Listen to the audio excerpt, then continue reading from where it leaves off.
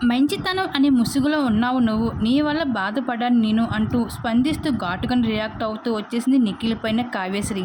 అయితే ఇప్పటికే నిఖిల్‌కి షాక్ మీద షాకు.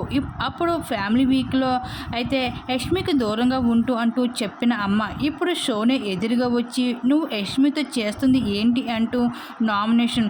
నేను కన్నడ వాడినే కాదు మీ తెలుగు అబ్బాయిని అంటూ ప్రూవ్ చేసుకోవాల్సి వచ్చిన నిఖిల్ పర్సనల్ లైఫ్‌లో ముళ్ళల దారిలోకి మారిపోయిందని చెప్పుకోవచ్చు. ఇదే విషయం పైన కావ్య సైతం రియాక్ట్ అవుతూ వచ్చేసింది.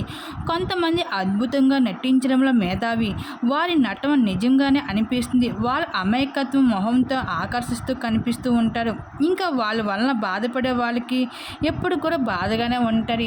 వాళ్ళు ఏ విధంగా అంటే ఎదుటి వాళ్ళని మోసం చేయడానికి ఎంతటి అబద్ధం ఆడడానికైనా రెడీగా ఉంటారు. ఎదుటి వాళ్ళని నమ్మించడానికి వాళ్ళ అమాయకత్వం మొహం చాలు.